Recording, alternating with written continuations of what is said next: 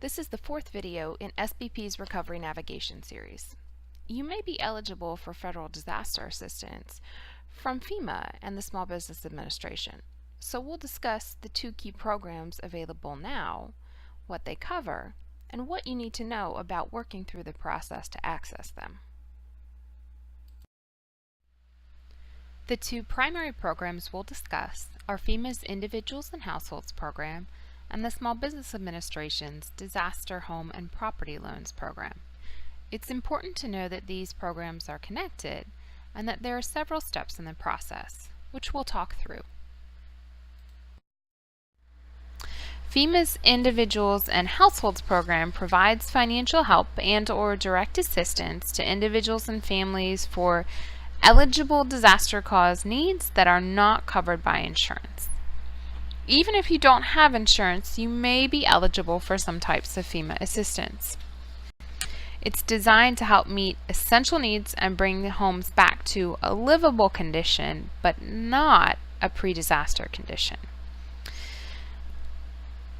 IHP assistance is up to $34,000 a household, depending on your eligibility, and may include assistance for housing, whether it's temporary housing needs or funds for home damage repairs or replacement, and potentially assistance for other needs in one or two categories, depending on whether or not you qualify for an SBA loan. So this could include medical, child care expenses, cleanup related expenses, regardless of if you do or do not qualify for an SBA loan.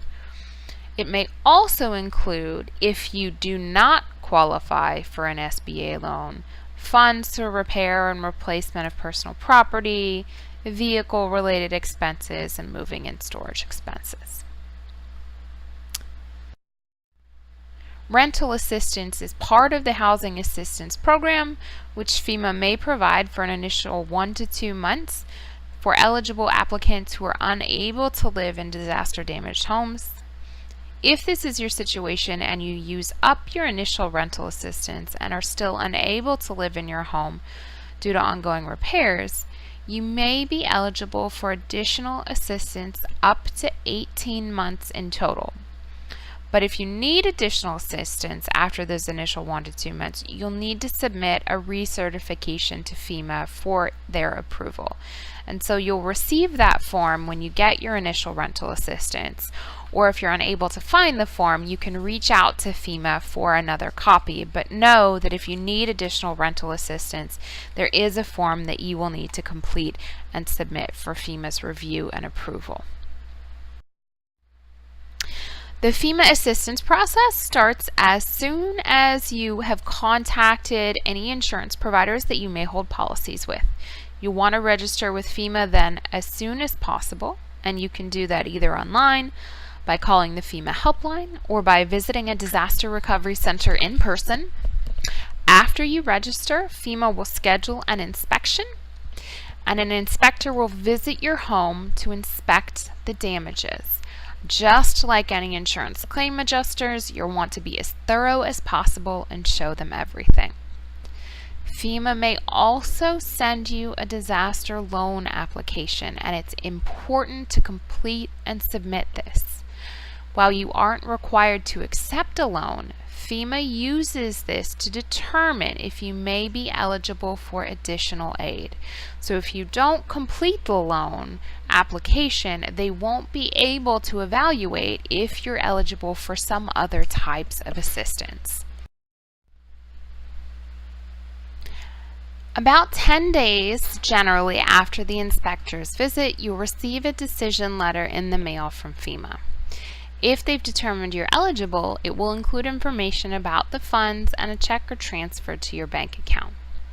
You can accept this, or if you disagree with FEMA's decision about the amount of assistance, you can appeal that. FEMA may need more information from you to make a decision, and if that's the case, the letter will tell you what you need to submit, so you'll want to send back the requested information. If FEMA determines that you are not eligible for assistance, your letter will give the reason why and outline the appeals process. Please know that getting an initial denial letter from FEMA is a common part of the process, and this is not the end of the road. FEMA sees this as the start of a conversation between FEMA and the applicant. You can appeal any decision FEMA makes about the types and amounts of disaster assistance for which you qualify.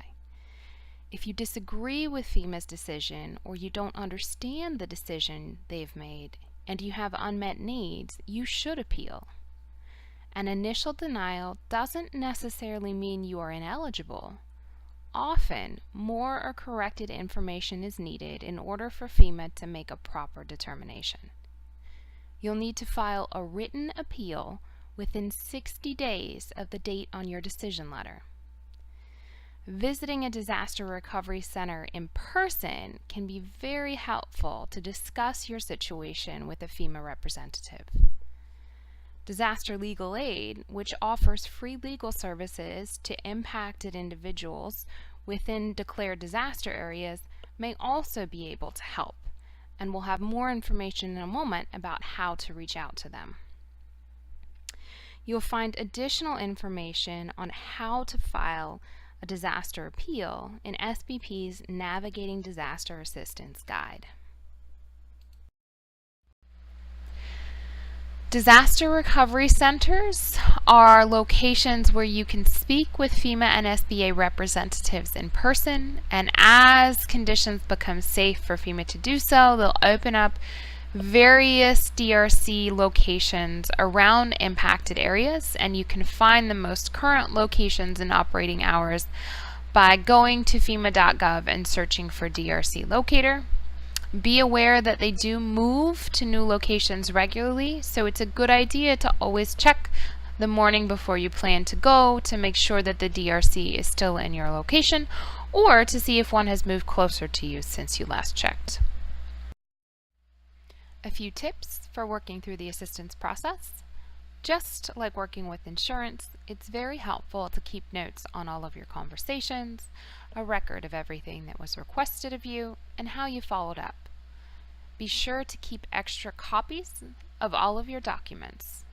And if you do need to appeal, requesting your file from FEMA to find out what information they used in their decision can be helpful. Disaster Legal Services may be able to assist. You can call the state helpline number listed here, or visit disasterlegalaid.org to look up information for other states. When putting together your appeals letter, be very clear about how the damages you're seeking assistance for were caused by the disaster for which the declaration was issued. Also, make sure to include in your appeal letter as much supporting documentation as possible. Photos of damages, multiple contractor estimates, and be sure to also include a copy of your state-issued ID. SBA loans are low-interest, long-term loans for eligible homeowners and renters to repair or replace damages to your primary residence up to $200,000 and damages to personal property up to $40,000. Now remember, these are available for homeowners and renters, not just small businesses. SBA does help homeowners and renters too after a disaster. As we've discussed, if you are referred to the SBA, it is important to complete a loan application because that's a necessary step in the process to determine if you may be eligible for other types of federal assistance. Once you register with FEMA, if you're referred to the SBA, you'll complete and submit that application.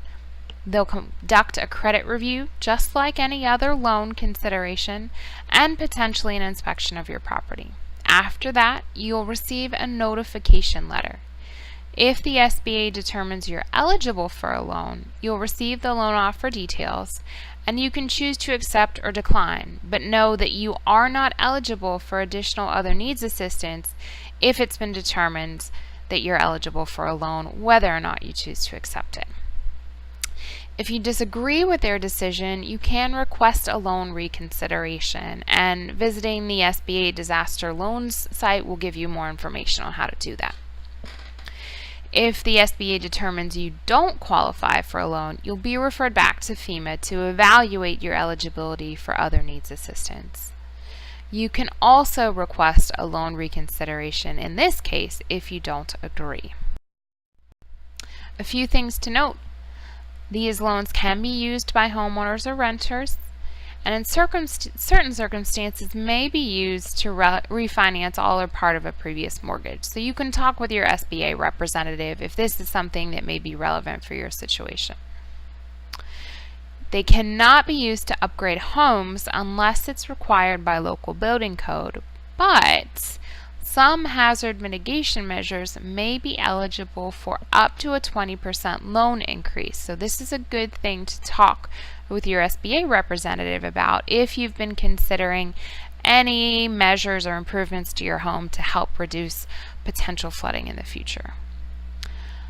Unlike FEMA grants, these are loans, and so they are something that must be paid back. It's important to keep note of that when you're planning financially for your recovery moving forward.